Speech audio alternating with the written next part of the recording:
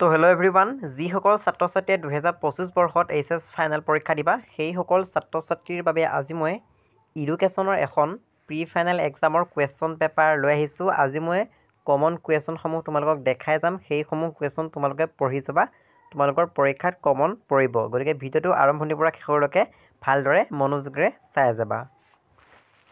গতিকে পৰীক্ষাত কেনেকুৱা প্ৰশ্ন আহিব, কেইটা প্ৰশ্ন আহিব ইয়াত উল্লেখ কৰা আছে, এইবোৰ তোমালোকে চাই ল'বা। তোমালোকৰ এক্সাম হ'ব 100 মাৰ্কছৰ, 5 মাৰ্ক 30 নম্বৰ পালে তোমালোকে পাছ কৰিবা। গতিকে কমন কুৱেশ্যনসমূহ মই দেখাই যাম, তোমালোকে ভালদৰে ভিডিঅ'টো চাই যাবা। প্ৰথমতে তোমালোকৰ 1 নম্বৰীয়া প্ৰশ্ন 12টা আহিব।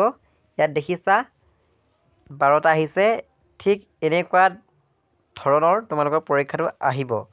গতিকে ইয়াত যিকেইটা প্ৰশ্নটো দিয়া আছে মষ্ট ইম্পৰ্টেণ্ট হয়, তোমালোকে এইকেইটা পঢ়িবই লাগিব। ইয়াৰ পৰা তোমালোকৰ টেষ্ট পৰীক্ষাত কমন পৰিব।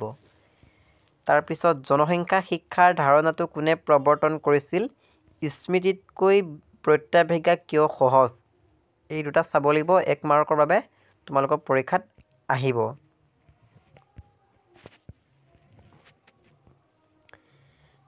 তাৰপিছত তোমালোকে গড় উলিওৱা চাব লাগিব। অসমোহিত ৰাশিৰ পৰা গড় নিৰ্ণয় কৰা, এনেকুৱা এটা গড় নিৰ্ণয় কৰা তোমালোকৰ টেষ্ট পৰীক্ষাটো আহিব আৰু ফাইনেল পৰীক্ষাটো আহিব 2 মাৰ্কৰ বাবে। গড়, বহুলক আৰু মধ্যমা উলিওৱা পৰীক্ষাত আহিব। তাৰপিছত এল নম্বৰটো চাব লাগিব। সমূহিত ৰাশিৰ পৰা মধ্যমা নিৰ্ণয় কৰা সূত্ৰটো লিখা, মধ্যমা আৰু গড় নিৰ্ণয় কৰা সূত্ৰটো লিখা পৰীক্ষাত আহিব, ফাইনেল পৰীক্ষাটো আহিব। অসমৰ প্ৰথমখন মাধ্যমিক বিদ্যালয়খনৰ নাম কি? উত্তৰটো হ'ব গুৱাহাটী ছেমিনাৰী। এইটো প্ৰশ্ন পৰীক্ষাত আহিব। তাৰপিছত পশ্চাদমুখী প্ৰতিৰোধ কি? এইটো ফাইনেল পৰীক্ষাত আহিব। কেন্দ্ৰীয় প্ৰৱণতাৰ স্থানসূচক জোখ কি? কোনটো বা স্থানসূচক জোখ কি? উত্তৰটো হ'ব মধ্যমা। এইটো প্ৰশ্ন পৰীক্ষাত আহিব। মানসিক স্বাস্থ্য বিজ্ঞানৰ এটা উদ্দেশ্য উল্লেখ কৰা, মষ্ট ইম্পৰ্টেণ্ট পৰীক্ষাত আহিব।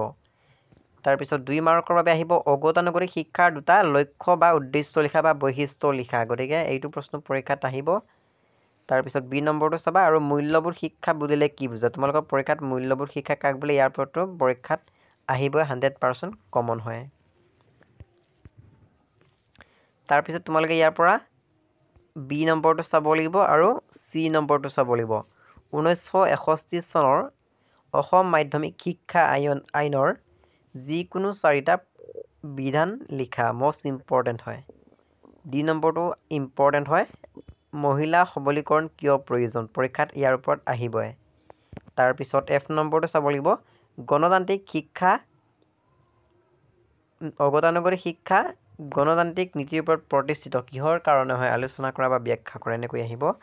ভাল স্মৃতিৰ বা উত্তম স্মৃতিৰ 4টা বৈশিষ্ট্য লিখা, প্ৰশ্নটো এনেকৈ আহিব। উত্তম স্মৃতি বুলিও দিব বা কেতিয়াবা ভাল স্মৃতিৰ বৈশিষ্ট্য বুলিও দিব। বিস্মৃতিৰ 4টা শাৰীৰিক কাৰণ আৰু মানসিক কাৰণ পৰীক্ষাত আহিব। তাৰপিছত অন্ধদৰ্শন শিক্ষণৰ 4টা বৈশিষ্ট্য লিখা, এইটো প্ৰশ্ন চাবা। তাৰপিছত চাব লাগিব দূৰ শিক্ষা কাক বোলে, ইয়াৰ বৈশিষ্ট্য চাব লাগিব। বিস্মৃতি এক আশীৰ্বাদ, ব্যাখ্যা কৰা। মানসিক স্বাস্থ্য বিজ্ঞানৰ ধাৰণাটো লিখা। পৰিৱেশ শিক্ষাৰ 2টা উদ্দেশ্য আৰু বৈশিষ্ট্য। বহুভুজ আৰু আয়তক্ষেত্ৰৰ মাজত পাৰ্থক্য লিখা। তাৰপিছত এইটো অংকটো চাব লাগিব। কেন্দ্ৰীয় প্ৰৱণতা জোখ হিচাপে বহুলোকৰ 2টা সুবিধা আৰু অসুবিধা চাব লাগিব। তাৰপিছত এন নম্বৰটো চাব লাগিব। অনুশীলন নীতিৰ বিষয়ে চমুকৈ লিখা। লেখচিত্ৰৰ 2টা প্ৰকাৰ উল্লেখ কৰা, এইটো চাব লাগিব।